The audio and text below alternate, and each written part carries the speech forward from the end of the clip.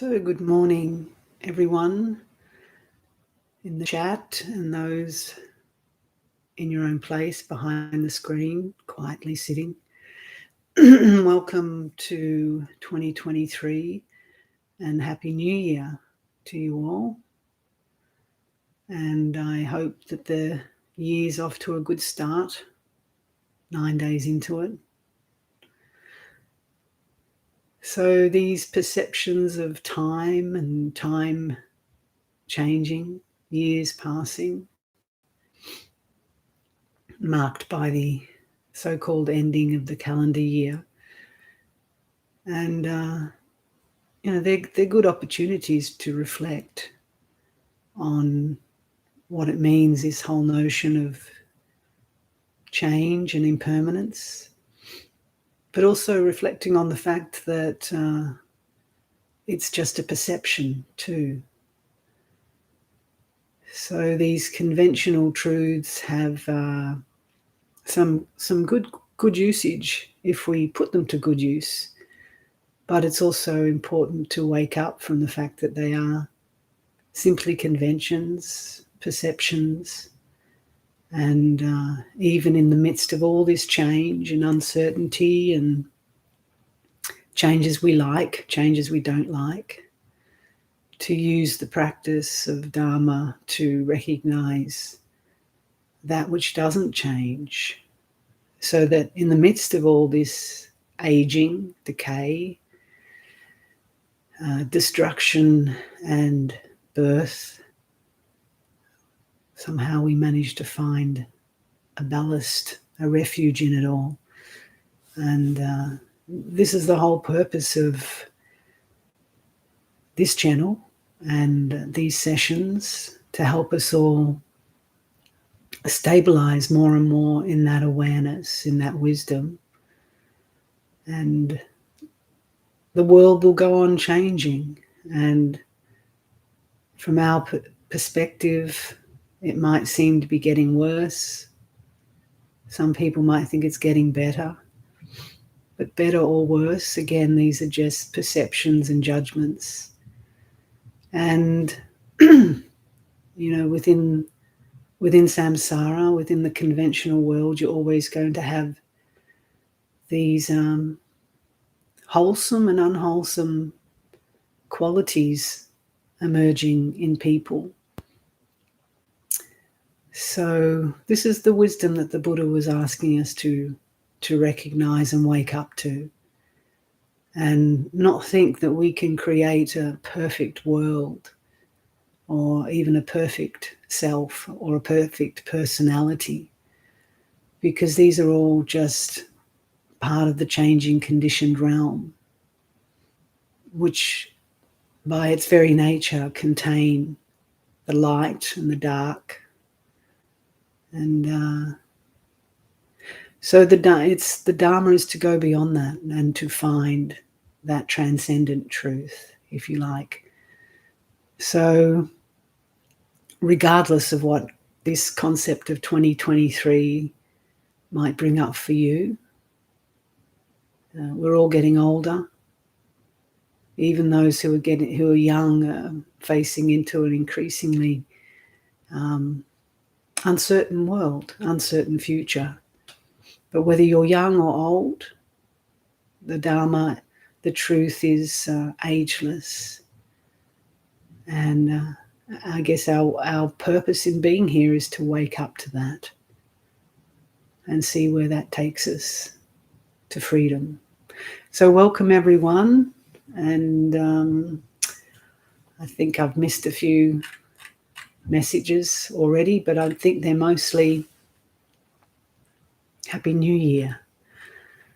Very good. So we'll begin the meditation. If you haven't been to one of these sessions, it's pretty much the standard kind of format of just sitting with some minimal guidance for about 30 minutes, and then an opportunity for some questions on Dharma or on meditation. And wherever you are, if you can come into a quiet sitting position, a private space, if possible. Some people might even be sitting in their cars, for all I know, or in the woods, or in a quiet room. And if it's possible for you to sit in a cross-legged position, that's fine. Otherwise, on a chair where you can keep upright. And you can either keep your eyes closed or gaze at the bell, which I have in front of me. And I probably should check, but I'm assuming everyone can hear me okay before I get started. I don't see any messages saying that there's any problem. So I'm going to assume that the audio is okay this morning, and we can start the meditation. Great. Thanks, Arthur.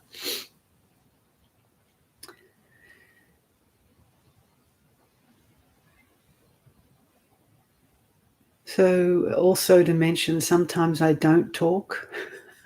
I allow some space for silence.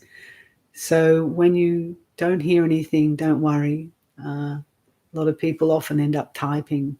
I think we've dropped out or something, but it's likely just me creating some space in the meditation. Okay.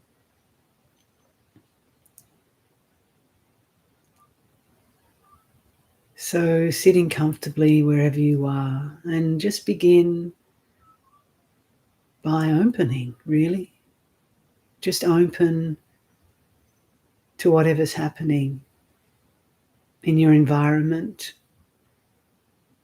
in your body, in your mind, in your heart.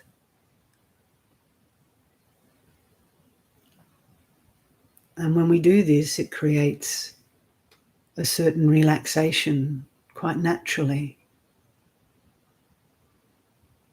So as long as the body's comfortable and as relaxed and comfortable as it can be,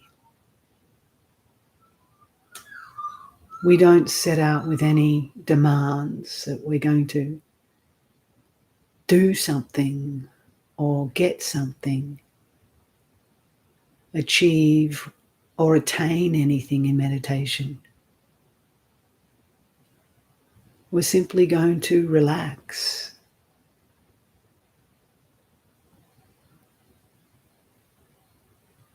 And be open and willing just to be with whatever arises.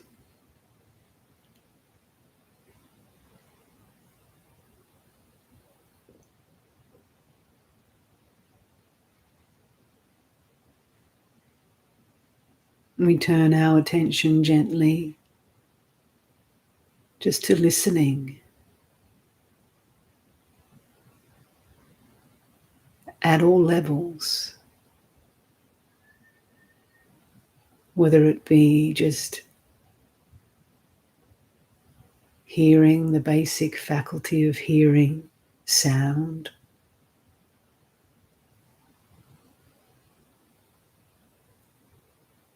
or listening to the movements within the heart, attuning to that, the mood we might be in, whether it's happy or sad or depressed, restless, anxious. Just to be willing to listen without trying to change it or fix it, suppress it, or even analyze it.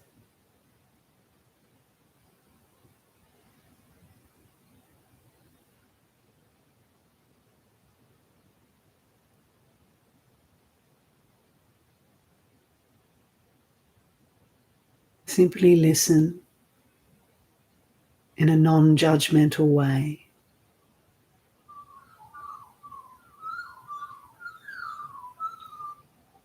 to this whole experience of being alive and present in this very moment.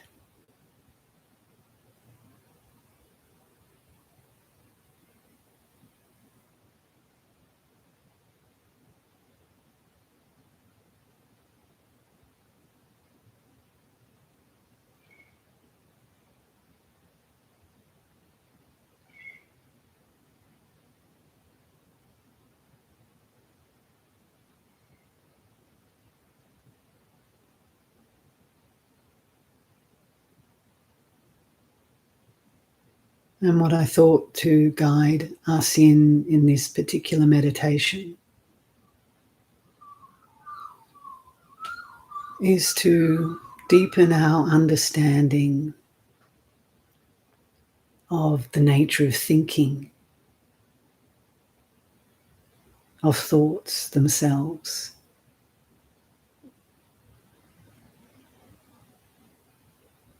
And this is not to start a philosophical or intellectual understanding of thinking,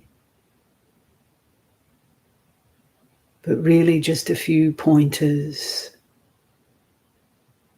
to help us come into a direct understanding and insight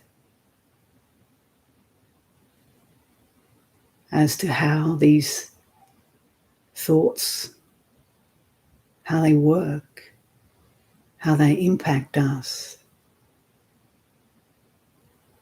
and how we can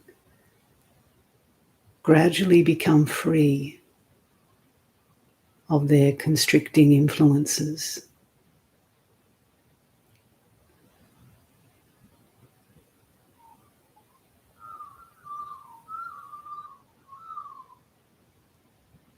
So now begin just by turning your attention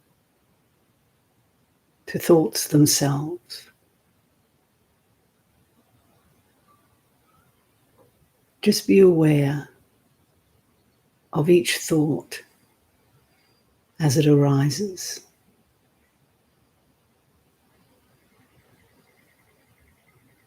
And as it ceases.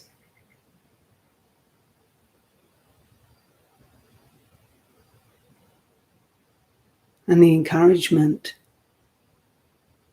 is not to pick up a thought and start to analyze it,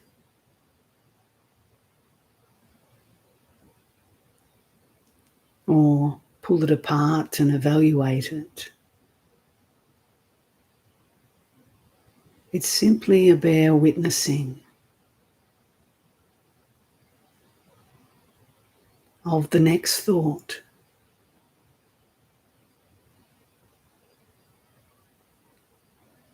And the next thought.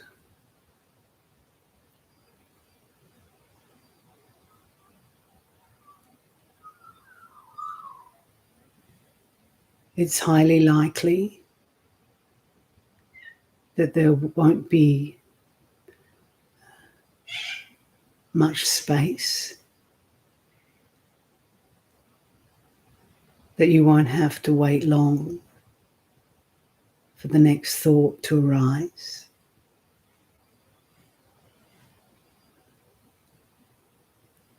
And that's perfectly okay. It's the nature of the mind, the conditioned mind, to think.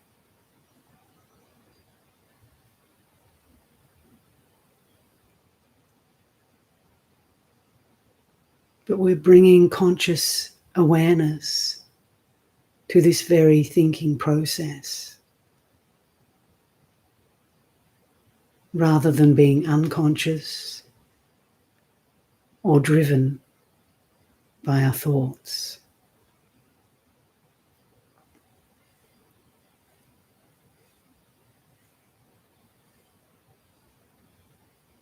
So simply turn your attention to watching your thoughts.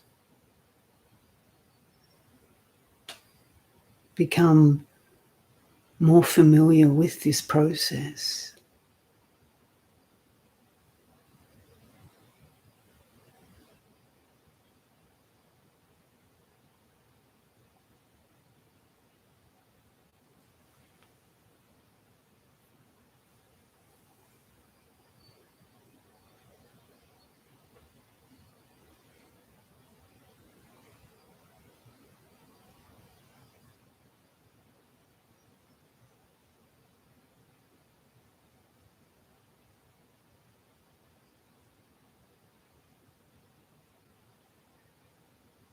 And often when we do turn our attention to noticing thinking, what often happens is that the thoughts become somewhat shy and naturally start to slow down.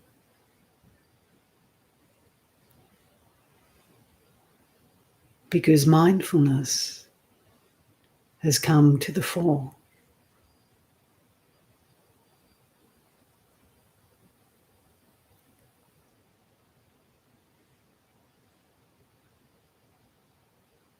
And as you just gently watch your thinking process in a non-judgmental, non-interfering way, see if you can start to notice the gaps or the spaces between each thought.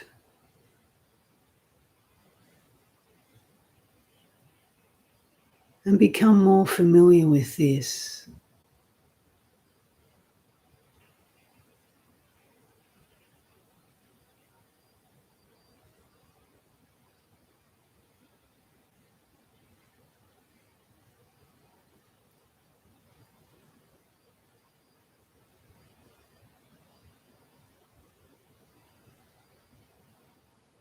What do those spaces between thoughts feel like?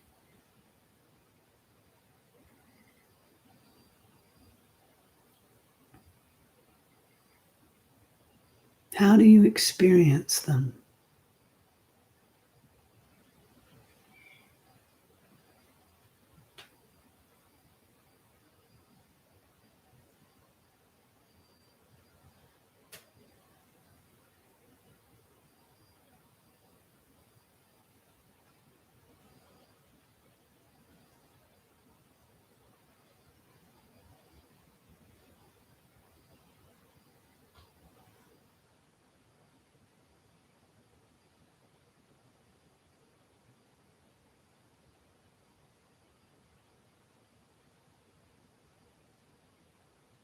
The more we turn our attention to the spaces between the thoughts, the more expansive they grow, the more prolonged they become.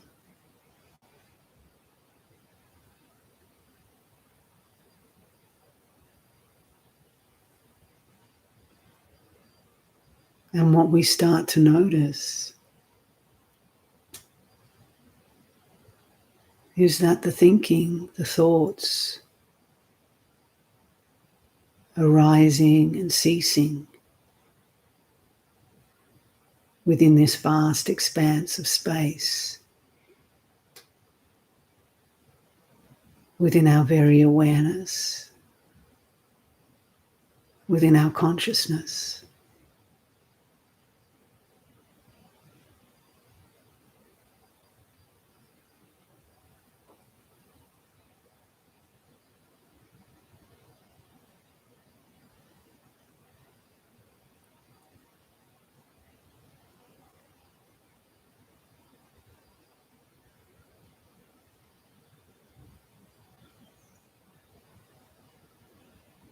And if you can remind yourself not to interfere or intervene or pick up any of the thoughts, you'll notice that they just recede more and more into the background.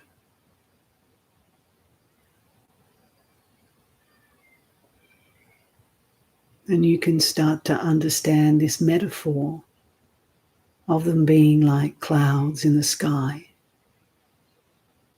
in the vast sky of the mind's awareness.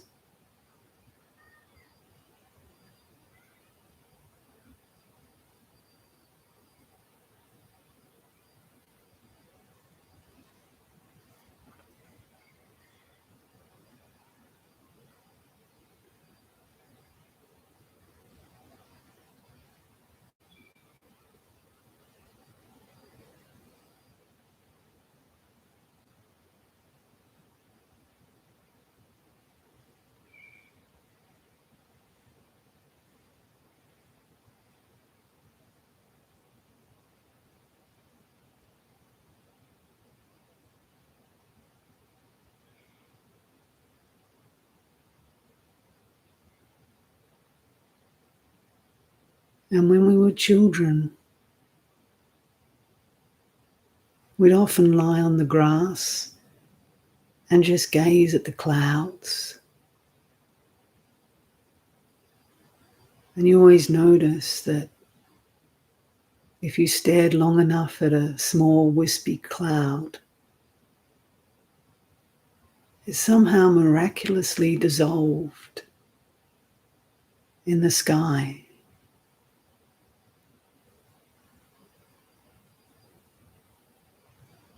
And if you were astute, sometimes you could see small clouds forming.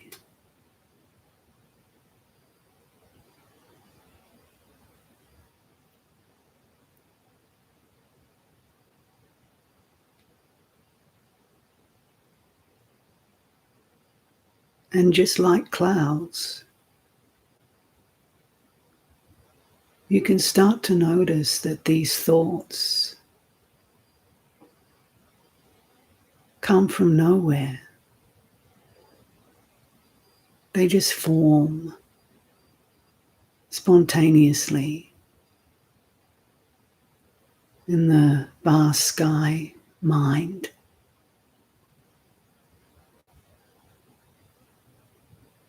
They might build up for a little bit,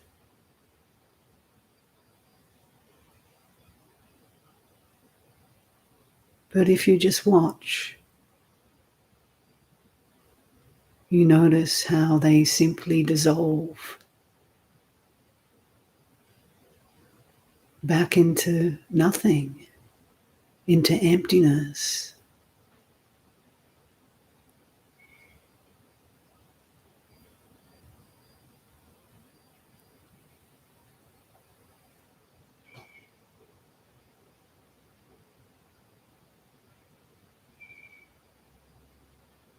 Forming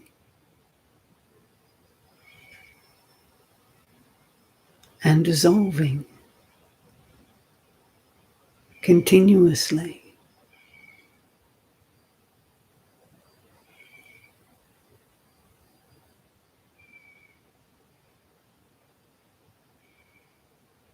But that background of clear space, clear awareness remains constant.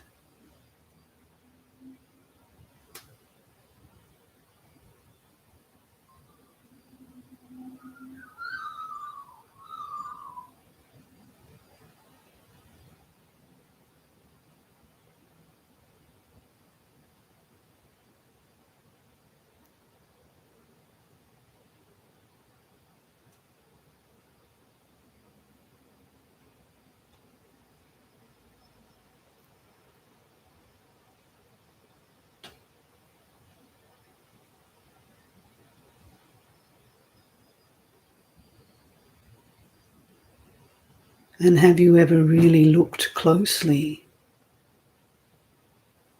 at just a single thought?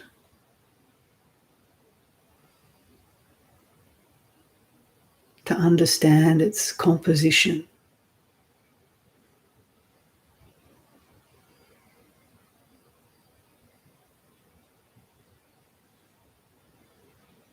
As the mind becomes calm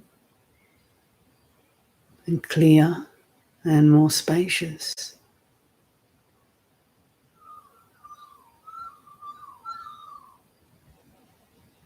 we start to get a clearer sense of the complete emptiness of just a single thought.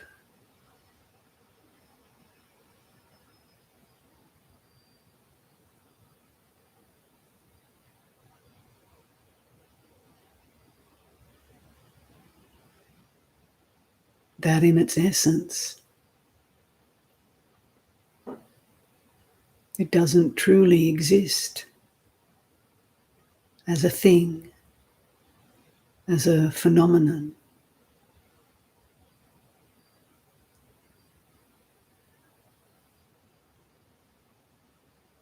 We know it, we perceive it,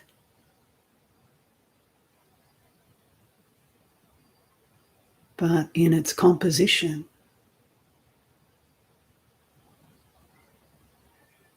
in its true composition,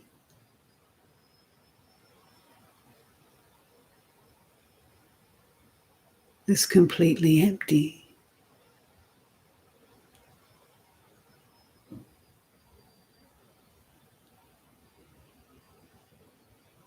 Made of nothing.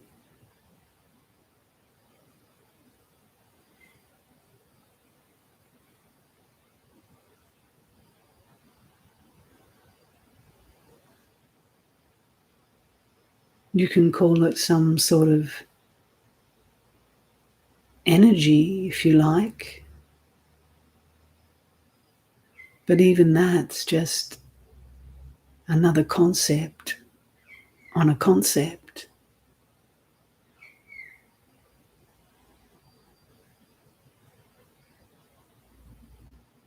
And when we drop all concepts and simply look with a quiet mind,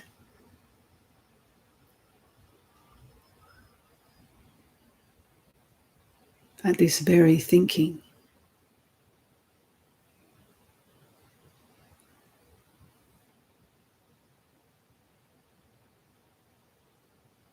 there's really nothing to it.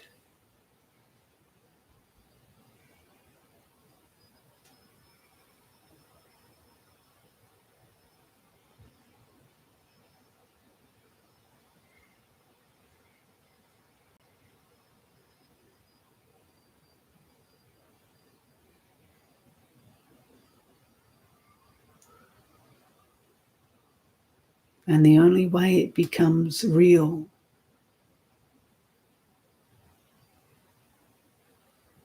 is when the identification is there.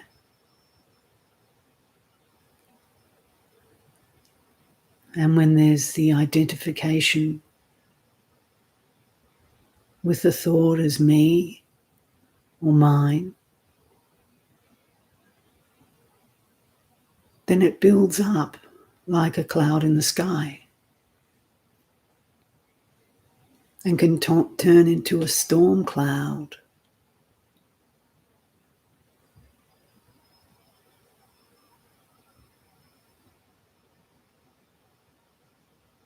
And then the reactions start.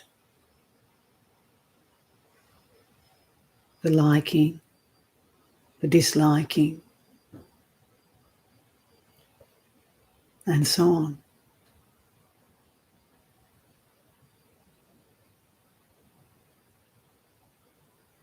But even a large storm cloud, in essence, is empty as well.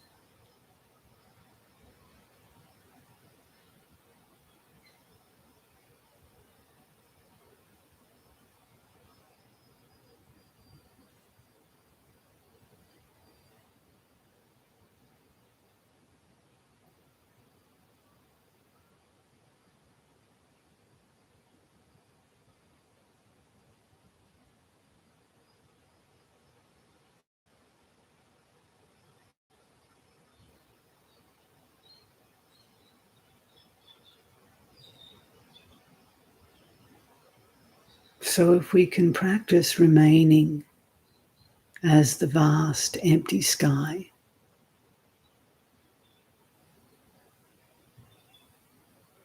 and learning to recognize that more and more, and to abide in that more and more,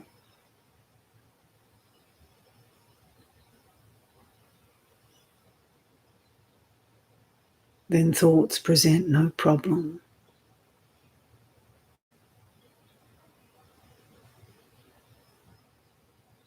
They simply are what they are.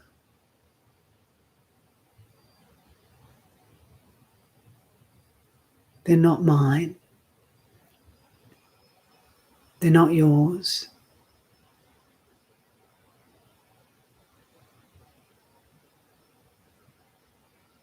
They have no substance.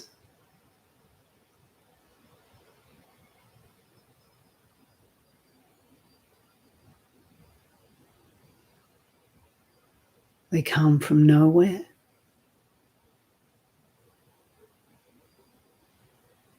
They abide in emptiness,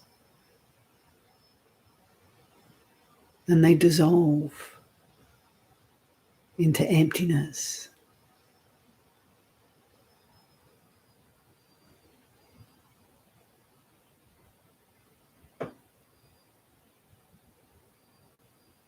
And this very recognition and understanding brings peace and freedom.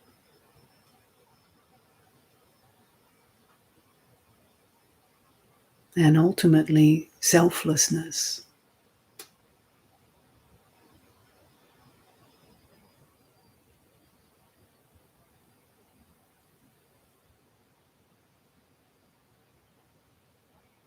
Because the only way we create a self is by thinking about it, constructing it with our thoughts.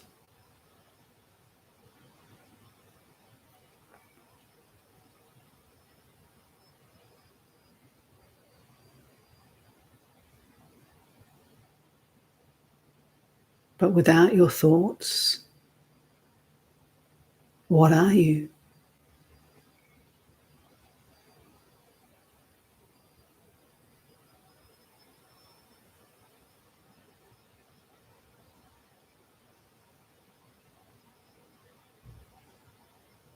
What does it feel like to be thoughtless?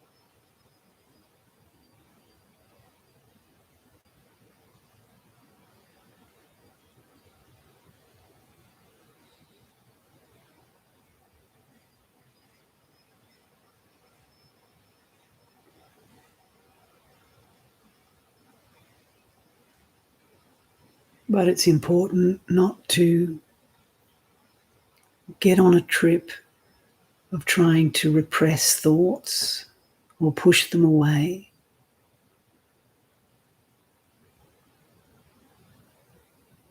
Or deny them in an unskillful way. We let them come, know them for what they are.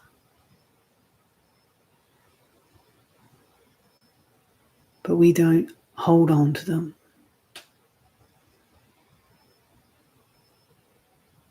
And so in this way, we can just flow. They flow like the clouds in the sky.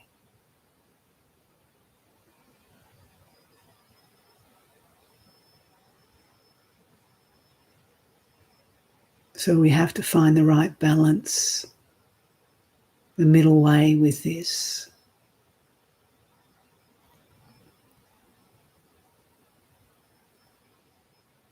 not suppressing,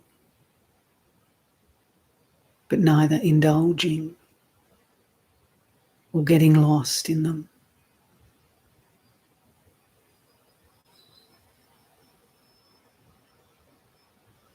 Just clear, mindful presence and awareness.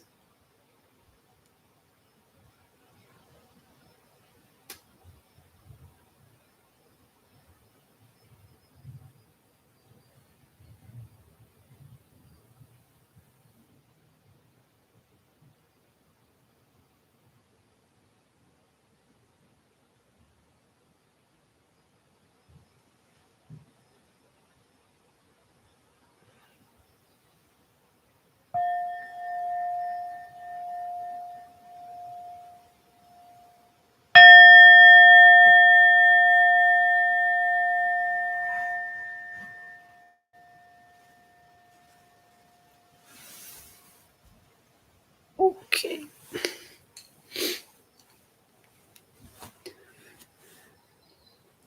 So I hope that connection held out through it, and that you were able to hear what I was saying, and that it ultimately was helpful.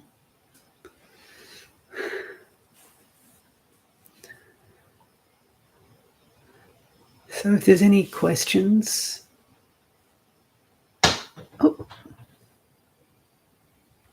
arising from that or anything else, there is one.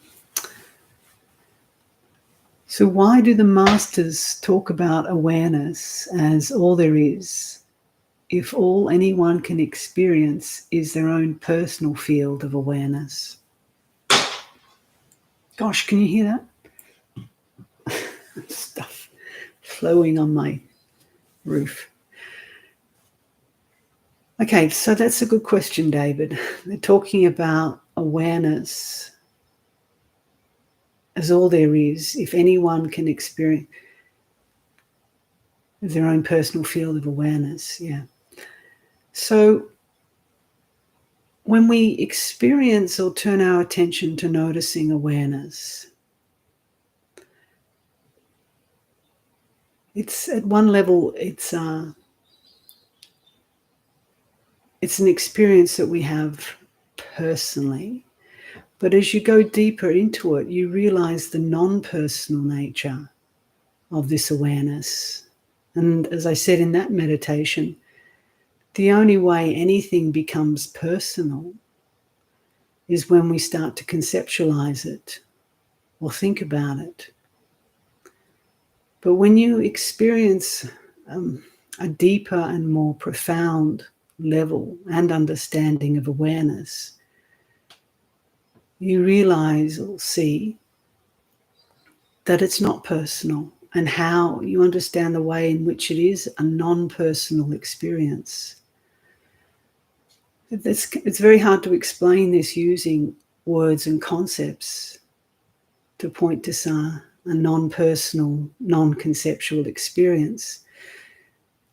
So all I would encourage you to do is to take that very question, David, into your meditation and not think about it, and because you'll never be satisfied with an intellectual answer to this. It has to come through your own direct insight into understanding the nature of awareness or consciousness itself. And I'm not talking about sense consciousness. It's beyond the thinking of sense consciousness or any of the senses.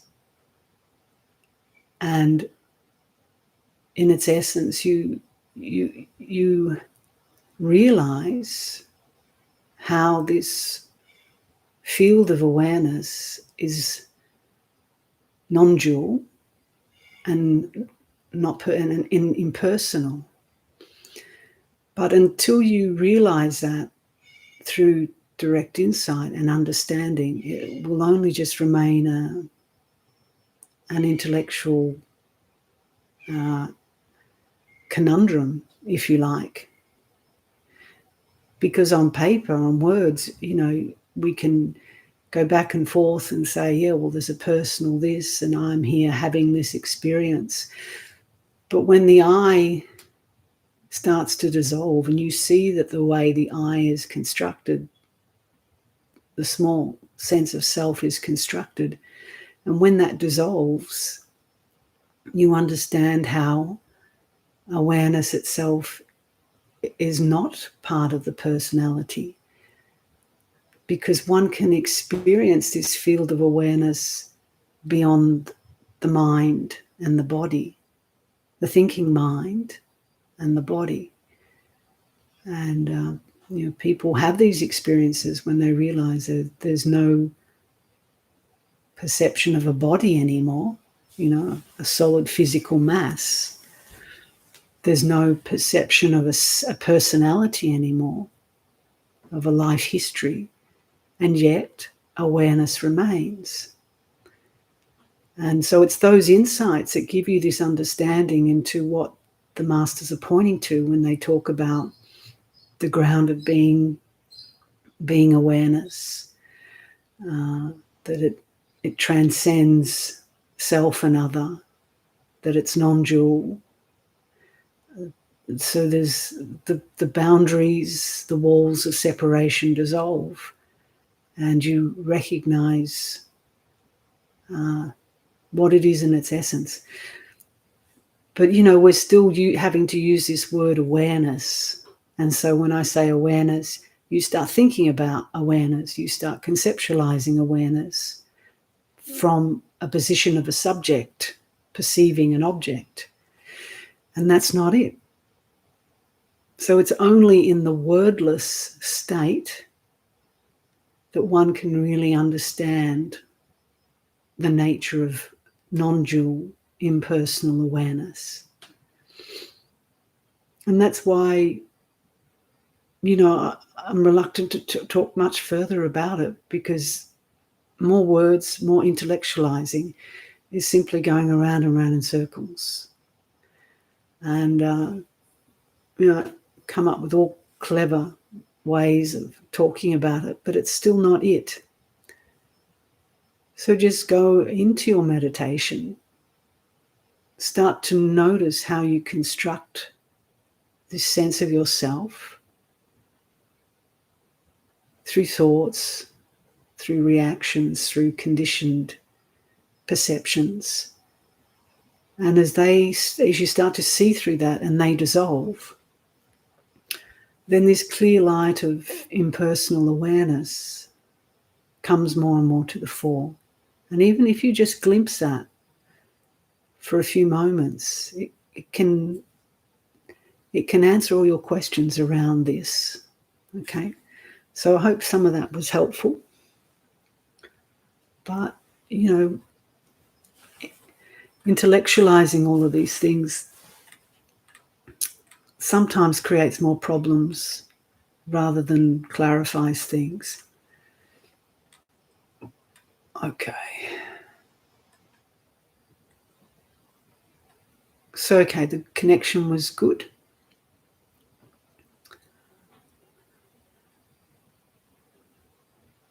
So someone's asked how to find a good Buddhist teacher. I don't know.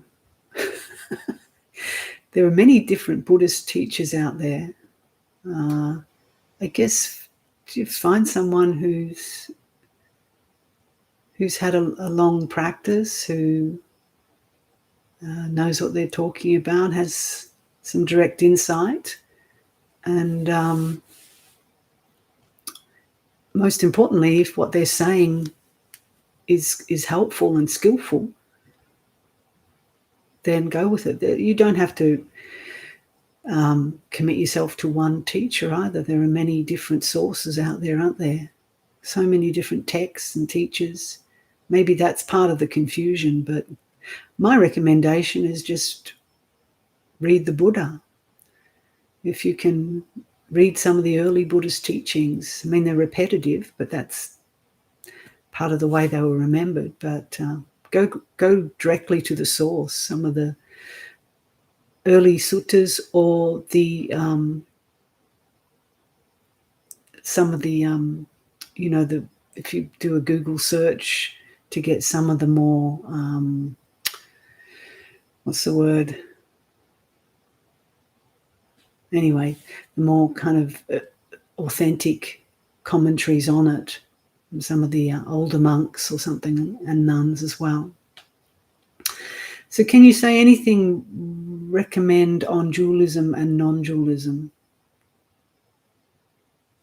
Recommend on, well, I think what I was just trying to say there, Jerry, was pointing to the non-dual understanding.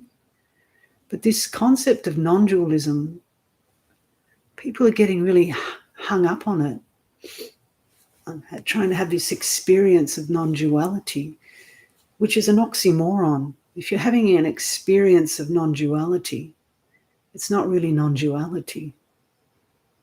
So, which sounds contradictory with what I just said, but it's just recognizing it. It's not chasing some sort of experience that I'm having.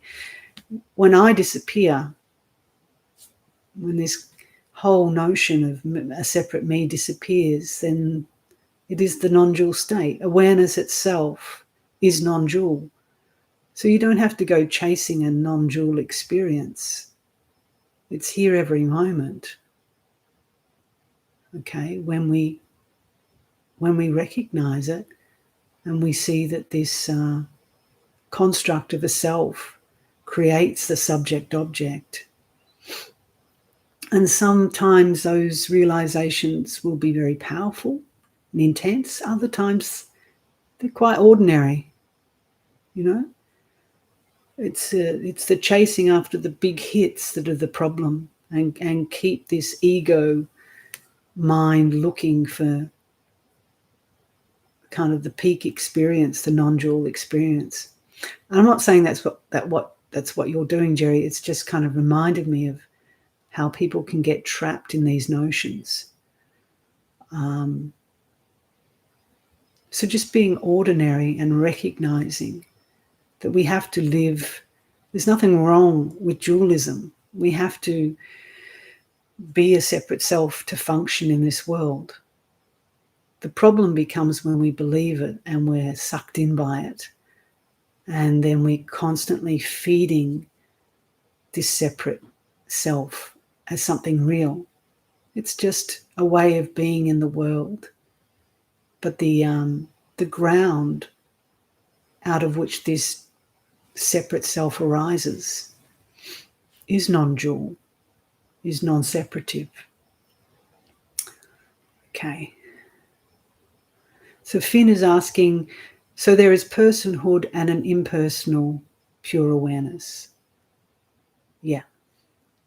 So experience that. Understand that, Mother. So this is what meditation's about.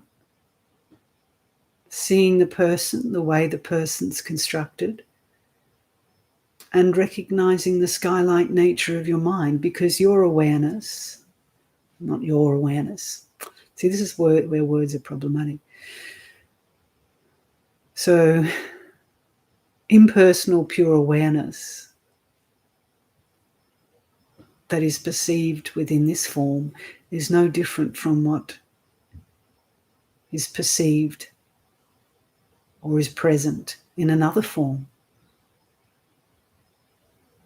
and goes beyond people. You know? Look at your animals. Our cat's mostly abiding, unaware, in impersonal pure awareness. But maybe she's aware. I don't know. I don't want to make assumptions about her. Okay. How long did you practice before sensing non-dualism, disidentification with the self? I don't know. I think we've always known it. The problem is not, it's going, most children are in a non-dual state.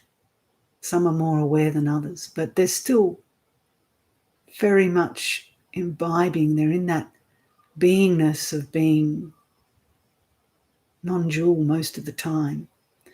So this is about remembering what it's like to have that spacious, open mind of a child, but with full awareness this time, with the adult understanding.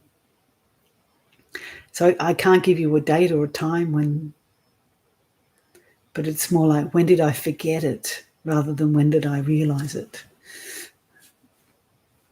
Probably teenagehood, isn't it? When we become more self-conscious in our teenage years, that's why teenagers suffer so much. The more self-conscious they become of a separate self with a body that doesn't live up to social standards, or with a mind that's confused and not as smart as the next person, that's when the big suffering, the teenage angst starts, probably from 12, 13, 14. It gets worse, 16, 17, because they become more separate self-conscious. So take your mind back to when you're a teenager and remember how painful that is. And then if you can remember you're free, most of it, not all young children, depends on trauma, but if there's not a lot of trauma, most children have a very free, open, non-dual mind, but they don't go around labeling it, do they? That's what makes it so free. Okay.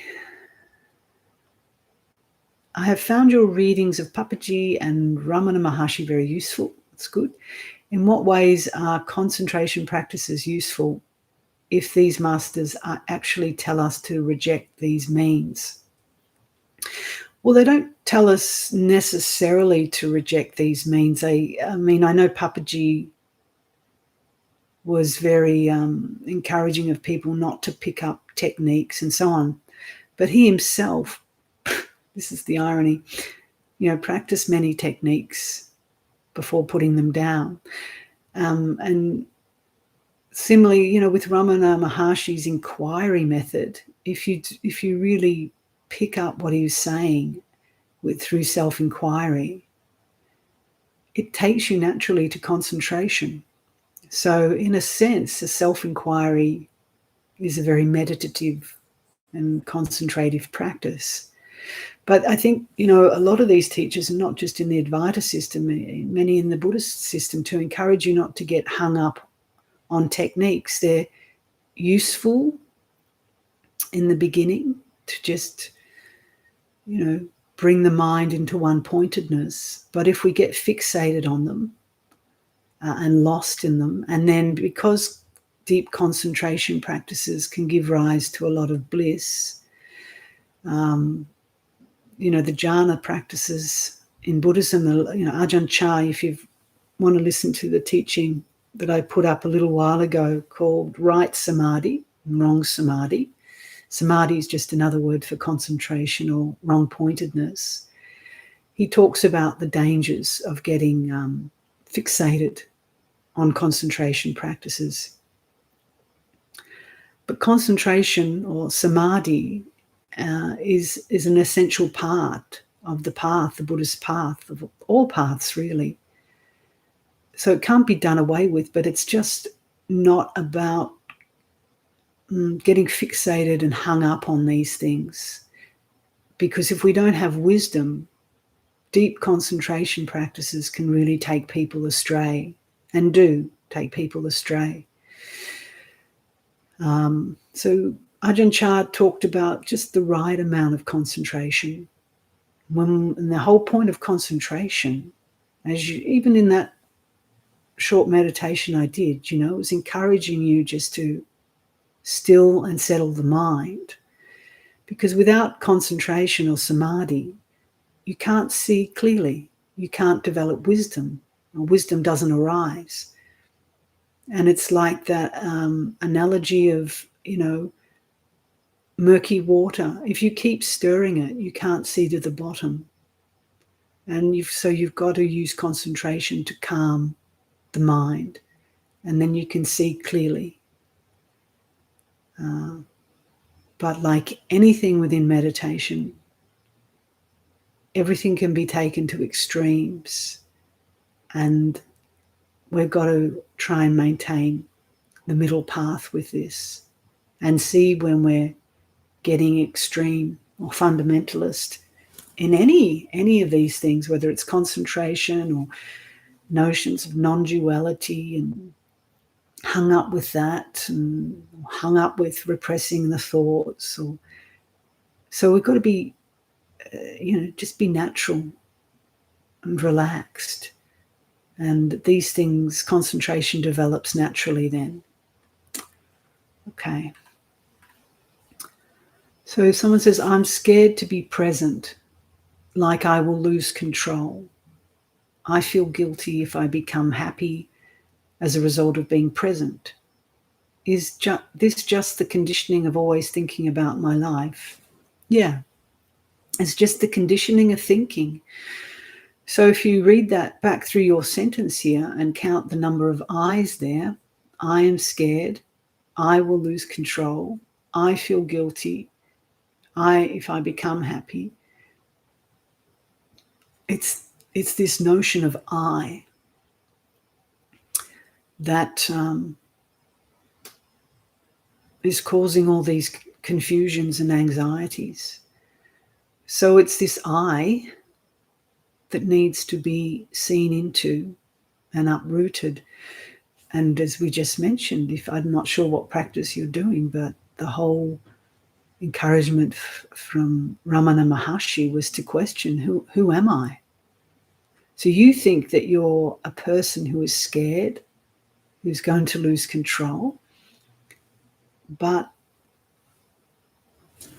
develop an inquiry practice into this. I would encourage you, and listen to some of Ramana's pointers on that, so that because you're assuming so many assumptions there about I. So this has to be uprooted. Okay, so I'm speaking to you like that because I feel that that's kind of the most important thing for you to go and investigate. Because the more that you have this concrete sense of yourself as a person who is scared or is guilty or is afraid, the more that this conditioning process will just keep you trapped in that delusion. But you have to see that for yourself.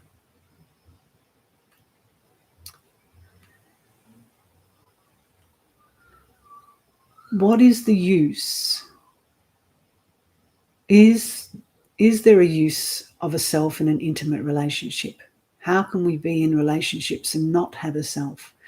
Does that not translate into not having emotional needs? Yeah, good question. And again, this is where people go to extremes on this notion of self or not self, and pick up the teaching of not self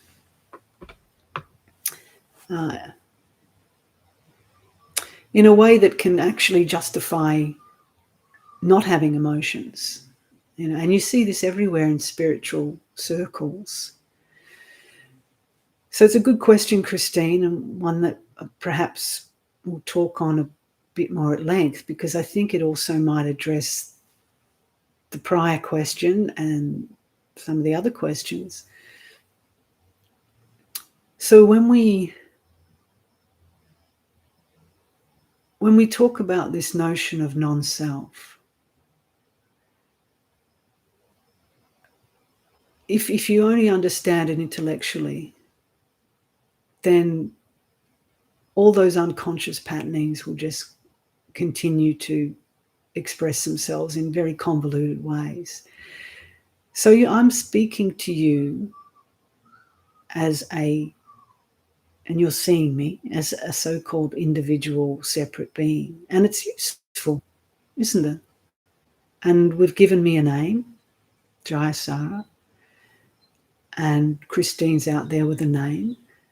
But even at that level, you know that these names are just creations, they're just concepts.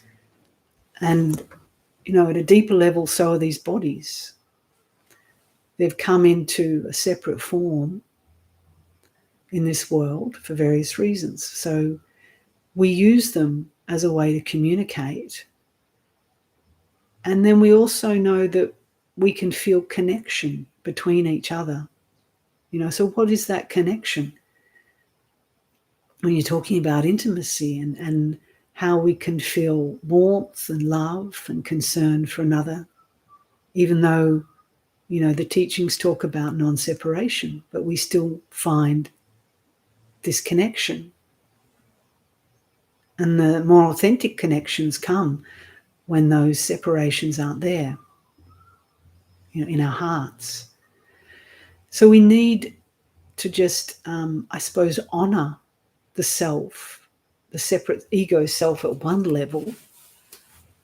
Maybe honour is perhaps not the right word, but just understand it for what it is, that it's a function in the world. But the danger comes when we believe it as me and mine and as true. But equally, the danger comes when we just intellectualize and say, oh, there is no self. I've read this teaching on no self. And any emotions are blah, blah, blah, just ego. So I just have to get rid of them or cut them or deny them. And then we don't even have any concern for another person because we say, well, there's no self. And I've heard stories of that, these so-called spiritual practitioners not responding to people because they say, well, there's no self there and there's a person who's suffering. So that's just a distortion and a misunderstanding of the teaching of non-self. So this is why wisdom is so desperately needed on this spiritual paths, and why people go astray is when there's no wisdom and just these kind of intellectual understanding of the teaching that's not really true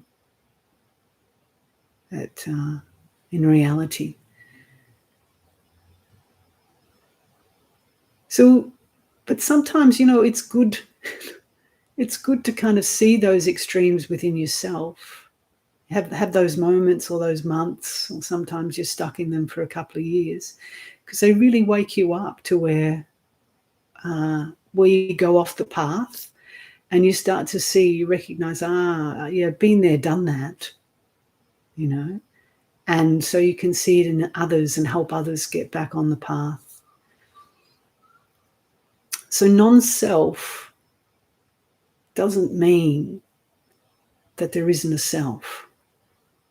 It just means there's no abiding, unchanging, permanent entity. But we exist as beings, as separate beings with conventional names and labels in a world.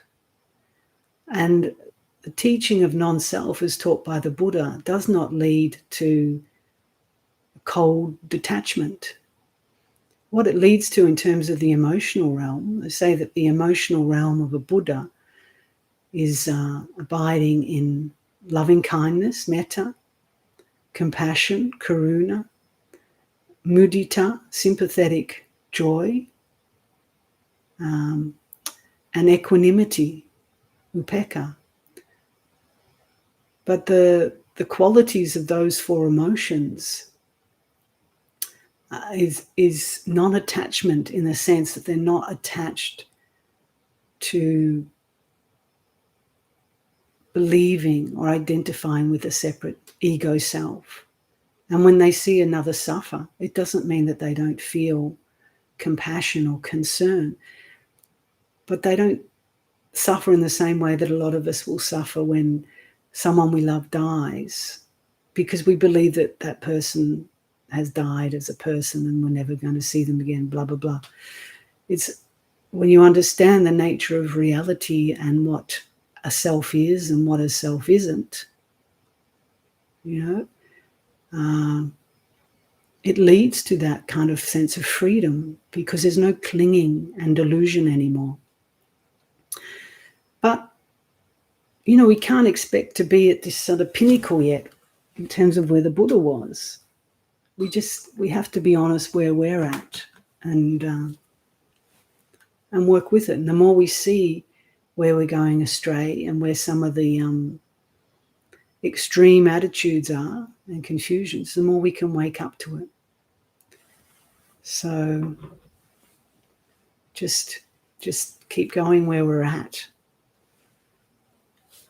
And because this notion of we have to be in the ideal state where we've transcended anything to do with emotions or a self is why people get hung up into these deluded states of being disconnected, disassociated. So Dave's asking, is that the cat meowing in the background? No, I don't know what you're hearing. There's no cat around here at the moment.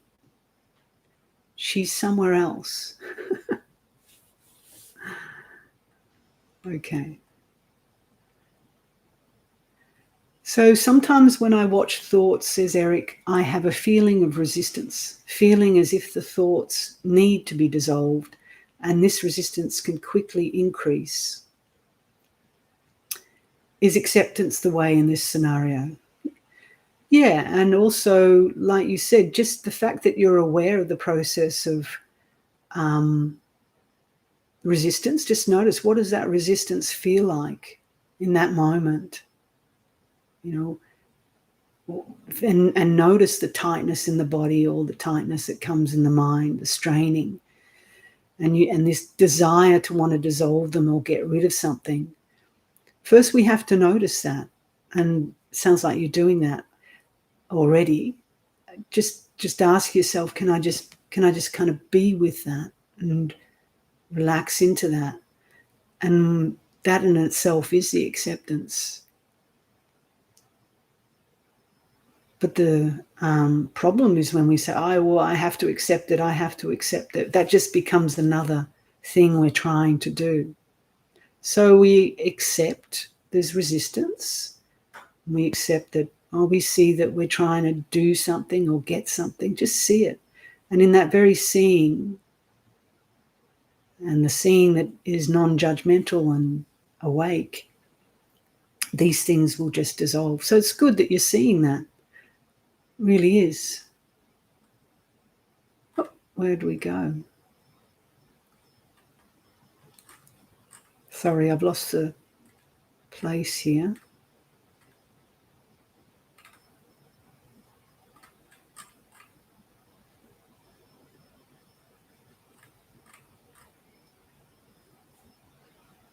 Beg your pardon, everybody.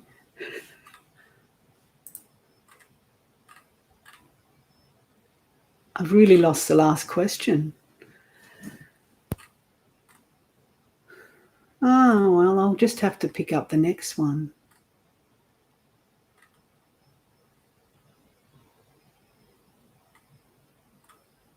There's a lot, isn't there? Oh, here, I found you, Eric. Okay, so under Eric, we have Creel, much love. I've got a question. If ultimately the self is empty and without an inherent existence, what is that meditating? What is it that is meditating and trying to recognize the true nature of mind? Well, I can give you an answer, but again, it's only just going to be another concept. We just know the best way to say is just there's awareness, there's a wisdom, knowing this. But why do we have to give it a name? Why does it have to be a that? This is part of the problem. We're always naming, labeling, wanting to know what something is. And we have to see that process in itself keeps this whole thing going. So the encouragement in meditation is simply to know and to start dropping the labels. Now, I don't have to tell you that you know that there's an experience of awareness. And when there's awareness and spaciousness, naturally an understanding and wisdom arise. But you want to know what that is. See, that's what we want to do. We always want to fixate on something, call it something, know it intellectually. And what we're asking you to do is just to be open and empty and find out, feel, see what that's like. to actually not want to know with a thinking mind. Have you had that experience of just being willing to be empty and drop the labels of what something is, what something isn't, how do I know? I've got to figure this out. Because doing that just keeps us trapped. Yeah. And I think Katrina's just responded below to the more readings you listen to, the easier it is not to try. You achieve non-dualism when you stop trying. Yeah. But even I'd say it's not that anyone achieves non-dualism. It's just that non-dualism is the natural state. And when we let go of trying to achieve non-dualism or get it, or even know who it is or what it is that's experiencing it, and empty out, let things go, you've arrived.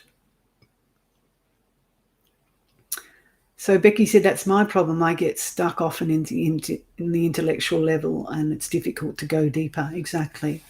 And it's not so, and it's not even your problem. It's just the conditioning, particularly of Western minds, because we've been conditioned to think and analyze, problem solve, intellectualize, and that has its benefits. But when it comes to meditation, it's a huge obstacle. And that's why people who aren't super intellectual, or other cultures that don't give as much emphasis to the thinking process, to the analytical process, can easily enter into a very peaceful, calm state. But, we also have to not get into a battle with it. We just recognize, this is the nature of my conditioned mind. Thinking, analyzing, judging, controlling, evaluating. We've had years of that at school, in this culture, and this culture is still doing it all the time. The more you put your head in these intellectual debates, and similarly in the spiritual circle, there's so much intellectualizing about non-duality or awareness or consciousness. Blah, blah, blah. Shut up. Just stop. You've got to stop. And it just becomes spiritual entertainment. And then we think we're so clever because we understand the latest spiritual jargon and rah, rah, rah, that's out there on consciousness or awareness or non-duality. And it's just a huge obstacle. And people don't realize that. Or they convince themselves intellectually that they understand, or they have this kind of experience that's very conceptual, and they don't see that the experience itself is conceptual. So become dumb for a while, especially when you're meditating. And dumb simply means stop talking, stop thinking.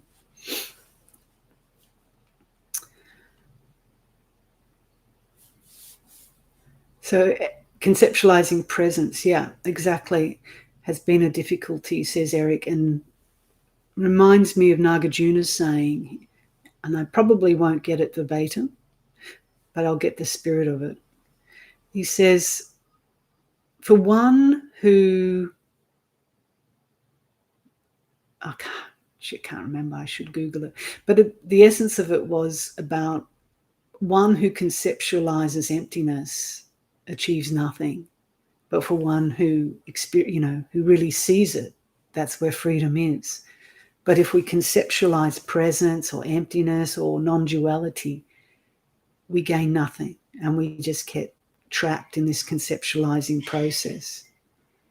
And people can get off on that, in their own heads. And they think they're having a spiritual experience. They're actually just having a conceptual experience, and they don't see it. So it's very tricky. There's lots of ways that the ego can fool us and the mind can fool us. Yeah. So John says, how does one finish the job of getting rid of the ego? See, this is what we want to do. Who's this one who wants to finish the job? This is, I would say, by looking at this one who wants to finish the job of getting rid of the ego. All right? Well, one, you're assuming that there is an ego and that there is one there to get rid of it. And really, it's seeing through this illusion that there is a self, an ego, a one. So there's no one to get rid of anything. It's just seeing the falsity of this one who wants to do. So it's this constant one who's wanting to get something or to get rid of something. And this is what the Buddha was talking about in the teachings, especially in the Four Noble Truths. It's the constant wanting, liking, not liking, wanting to be here, not wanting to be here. It's just the one in different formats, if you like. Okay. So some lovely messages here that I'm not reading out, but I'm appreciative that these offerings are helpful for people. You're looking at one. Okay. Does the awareness come from or feels like a different location from the thoughts location? Okay, so location itself is another perception, Dougie. To see location. Ultimately, it's locationless. But don't get fixated on the concept of locationless. Just see how, when we're practicing meditation, when we're even looking at the thoughts, how we subtly create a sense of a location, of a separateness of this body in time space. Because they're all just, again, perceptions, conceptualizations in the mind that we create. We just have to investigate that. Because ultimately, awareness isn't located anywhere. And awareness isn't a thing. If it's not a thing, a phenomena, it's not a solid object. It doesn't have shape or form, color, or anything. So if it's nothing, it can't be located anywhere. And even space itself, you can't, it's, what's space? These are the kind of profound questions that you have to investigate.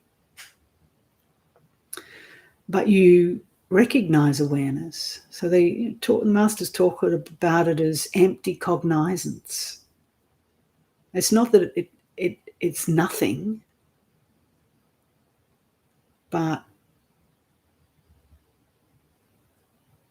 because there's a cognizance of it, right? And we can all agree on that. We share that. But then if I ask you to show me awareness, it's impossible.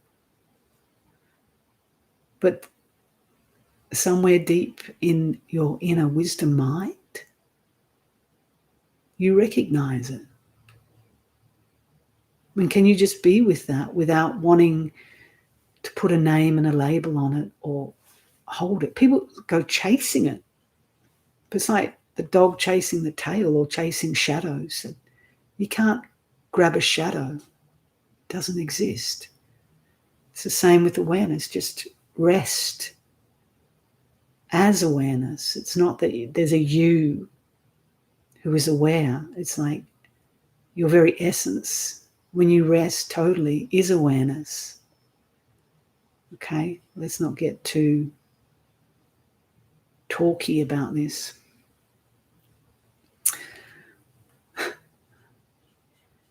Okay, so it's nice messages.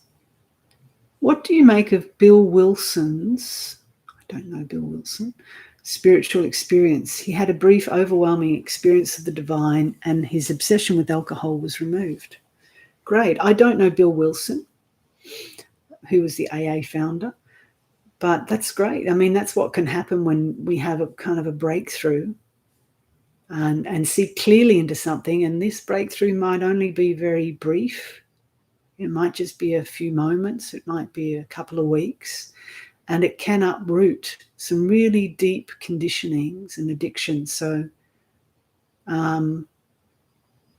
it's great that it happened for Bill. And I remember when I was 21, I did my first Vipassana retreat. And this was an interesting experience because I was smoking a bit of dope in my teens, I think about 16, 17.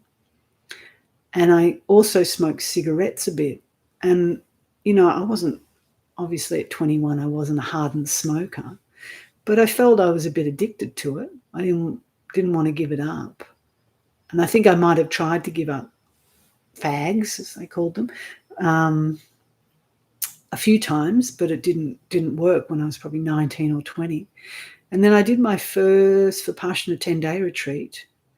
And afterwards, because I didn't go in there with the intention of giving up cigarettes, but I noticed that what happened afterwards, without any effort on my part, I completely lost any desire for cigarettes, and I never smoked again. It's like, that was amazing.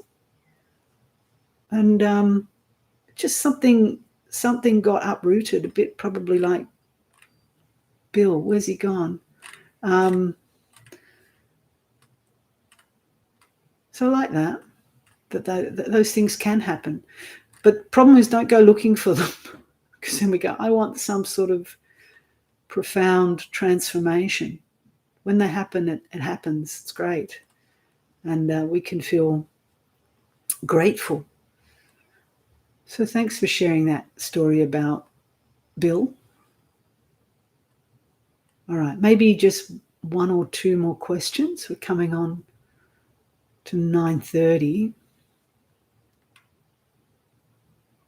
So Nuno said, I think in response to that, I'm a recovered alcoholic of many, many years now, thanks to the spiritual program created by Bill. Great.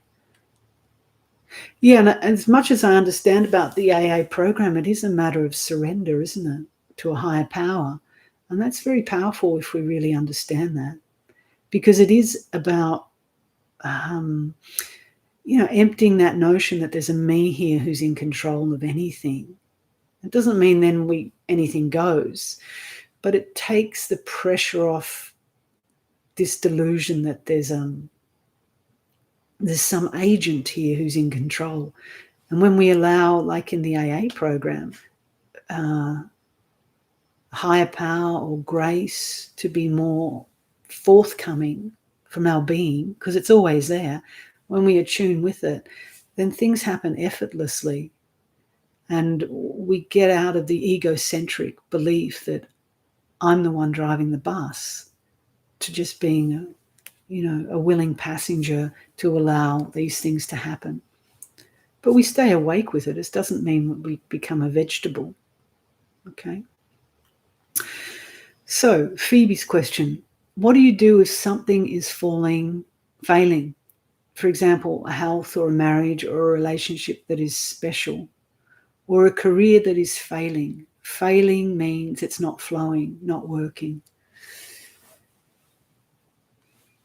Yeah, well, first, I guess we have to look at this notion of failing, that we've called it failing.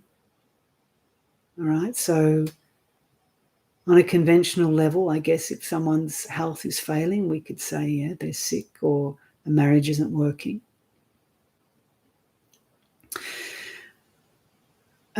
Well, there's many ways I can answer that question. I mean, I can answer it in a fairly conventional way, and perhaps I will, rather than getting, too esoteric about it. But first, I would say, if something's not working, you look at some of the obvious causes. What's happening? If we talk about a marriage or a relationship, to be really honest about it, what's going on? What are we bringing to it that's perhaps a bit toxic? Are we honest about our own contribution? I'm not saying that you are, Phoebe, but we've first got to start with ourselves. If there's a lack of honesty in the relationship, if there's contempt for the other partner and judgments and stuff. So, just look at where we're at in it. And obviously, we need to look honestly at what the other person's bringing to it. But sometimes in relationships, it's not to say don't try and work at a marriage. That's what marriage counselling and support can be helpful. But also to recognise that sometimes people naturally are ill-suited. And you might be going off on a different path to your partner, a spiritual path, and that they don't want to. So can you work with that and bring that person, or be willing to be with that person, even though they're not sharing similar values or interests? But it's very hard to answer this sort of question, such a broad question, without knowing the details, particularly in a context like this. So to simplify, I would just say whatever's you feel's not working, to just investigate some of the very common sense things about why. If it's health, what are we doing? Are we eating toxic things? Are we constantly thinking toxic thoughts? Are we living an unhealthy life? What can we do to improve it as much as we can? But a bit like the AA thing, we might be doing all the right things, but it's still not working. That's when we have to surrender. And same with the marriage or relationship. Are we bringing toxic attitudes towards it? Dishonesty, cheating, they're the obvious ingredients for why something's failing. But if we're not doing that, but there's still a sense that, we're moving apart, then maybe we have to just let go. So I don't want to cop out of the question, but it is difficult to answer it without having specifics or knowing the specifics of that person and what's going on. The key is just to come back to looking at yourself, I think, to your mind and what you're bringing into it and what's flowing and not. And that's not to say to blame yourself or to catch yourself out, just to be honest and go back to that prayer that, for AA, so that where you can change things, have the courage to change them. When you can't change something, to have the patience or the ability to surrender. And the key is to know the difference. So that's the serenity prayer. Let me try and remember it. Lord, grant me the serenity to accept the things I cannot change, the courage to change the things I can, and the wisdom to know the difference. So we all have to do that with everything in life. We change things, we put in as much effort as we know that this non-self can and can't do. It's not that we don't have any will or free will, but we see it with wisdom. And then when we can't, we know that these things are bigger and beyond our control. We have to hand it over to a higher power. But that higher power is nowhere else than within our own hearts. Okay, and then the wisdom comes naturally to know how to respond to some of these big questions that you've asked here about health, marriage, work, so on. Anyway, I hope some of that was helpful. So, folks, I'm going to leave it here now and wish you all the best for January 2023 and remind you, those who are interested in a fortnight Jatindra will be running the session as well, so please come and partake of her wisdom and teachings, and I'll see you in a month's time. So all the best for the new year, and I'll see you on the channel. All blessings.